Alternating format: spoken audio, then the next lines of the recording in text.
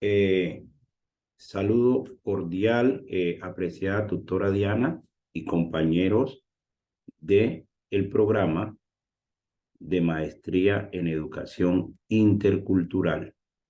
Es un placer, hombre, estar con ustedes y tener la oportunidad de compartir la presentación de este trabajo que fundamentalmente tiene que ver con el paso 3, que es el final, sobre socialización y retroalimentación significativa dentro de la asignatura Pedagogía Intercultural 2 con nuestra docente Diana Patricia Gutiérrez. Eh, es muy importante puntualizar que esta asignatura nos permitió un recorrido bastante importante por este fascinante mundo de la pedagogía. Este ensayo nos generó hacer una reseña de los diferentes sujetos y diversos colectivos humanos con el propósito de analizar las diferentes estrategias pedagógicas y didácticas aplicables a la ejecución de esta línea. La educación inclusiva dentro de la línea intercultural aborda específicamente la recuperación de ese acervo y de ese conjunto de derechos de algunas poblaciones aculturadas por la colonización globalizante. Cuando hablamos de sujetos y los colectivos humanos, casi siempre nos referimos a situaciones complejas que implican reclamación de derechos o necesidades básicas insatisfechas, como sucede en nuestra América Latina y específicamente en Colombia, con una población originalmente habitante del continente, posteriormente invadida, colonizada, los cuales generaron estos procesos de mestizaje y la traída de hermanos y hermanas esclavizados del continente africano. Lo anterior ha generado una Colombia, como lo establece el artículo 7 de nuestra Constitución Política, pluriétnica, multicultural e inclusive diversa hasta en su mismo aspecto geográfico y climático. Nosotros, cuando hacemos este recorrido, realmente vemos la gran importancia y el papel tan determinante que puede jugar la aplicabilidad de la pedagogía y la didáctica intercultural dentro de su contexto de aporte a la construcción de una nueva sociedad. La educación intercultural es una alternativa que promueve y favorece dinámicas de inclusión en todos los procesos de socialización, de aprendizaje y de convivencia dentro del entorno educativo, ayudando a desarrollar las competencias y actitudes para la participación ciudadana y activa en la construcción de una sociedad pluricultural, justa y equitativa. En este campo, los sujetos y colectivos sociales son una expresión de organización y de acción común. Es un espacio de reconfiguración social alternativo, alejado de las lógicas de lucha por el poder y de la acumulación capitalista, de acuerdo como lo plantea Isabel Rodríguez y Jorge Lebrero en el documento La Molinera.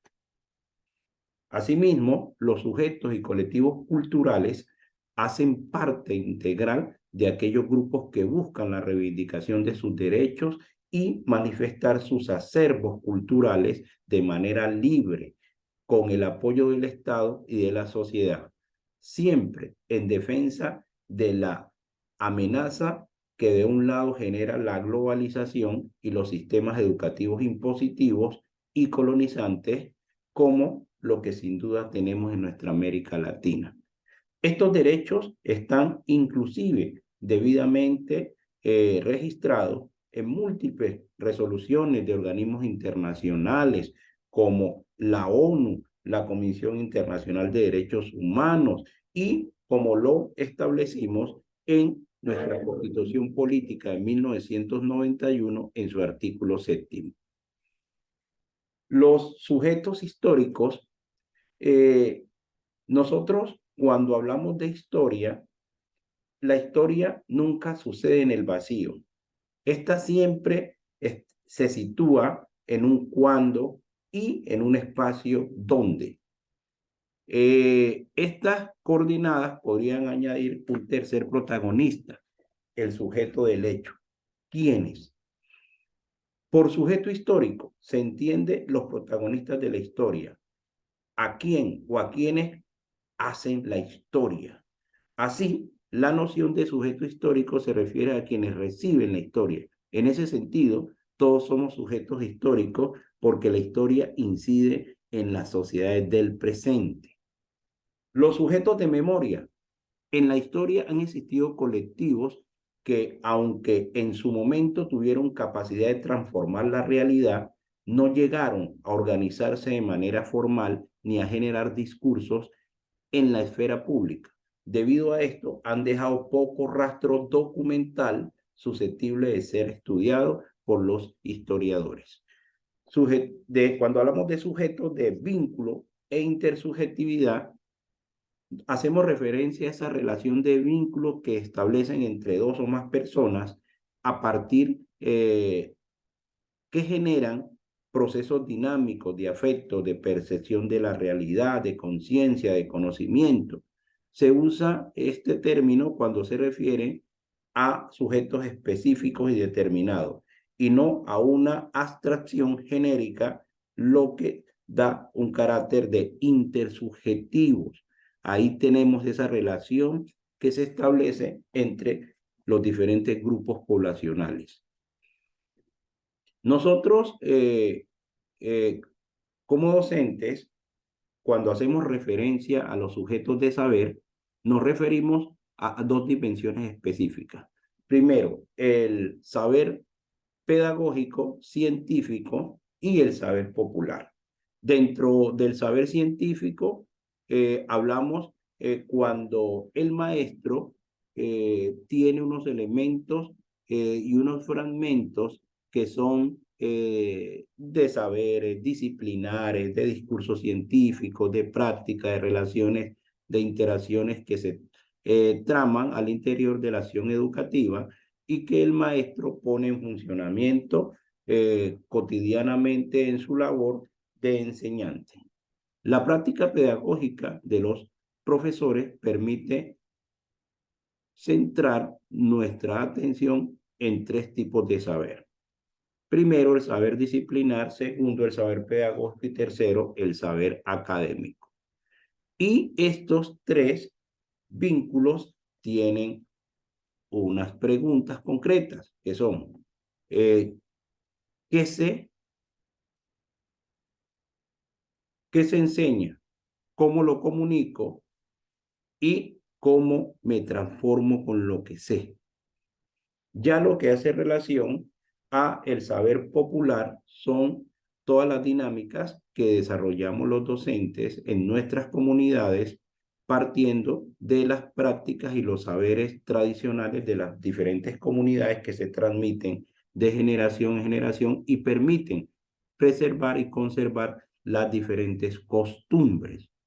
Cuando nos vamos a sujeto de enunciación, estamos haciendo referencia a aquella persona o comunidad de quien se refiere la acción y esta está enfocada en procesos netamente vividos por nuestros originarios, los desplazados, los traídos de afuera como mercancía y que tienen otra forma de ver el mundo desde el punto de vista cultural. En unos casos fueron impactados por la transculturación y en otros casos definitivamente por la aculturación, siendo obligados por medio de un arma silenciosa pero efectiva que es la educación colonizadora, alienante y bancaria, de acuerdo a Freire, 1992, dentro de la página 73 y la 99.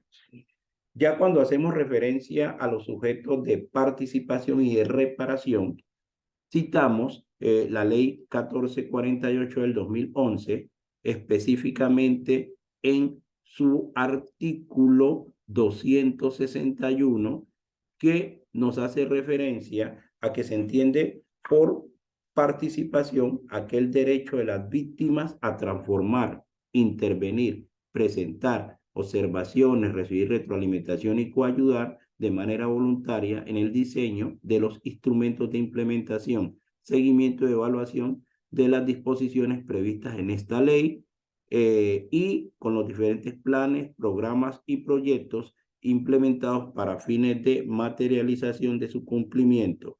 Esto nos hace referencia a que estos sujetos de reparación participan de manera directa en la ruta, en la construcción de esa reparación, ya que se ha sido víctima del conflicto en alguno de los aspectos. Ya en conclusión, podemos decir que la educación inclusiva en la línea intercultural dentro de sus objetivos propone aceptar y promover la diversidad cultural, apoyar la sociedad para que renueve los derechos de cada persona con una independencia de sus orígenes y en términos generales mejorar el concepto personal y cultural en la sociedad a través de las actividades académicas. El enfoque intercultural en pedagogía sitúa la diversidad cultural en el foco de dicha reflexión sobre la educación, la cual se concibe como construcción cultural, como dialéctica entre visiones diferentes de la sociedad y de las personas.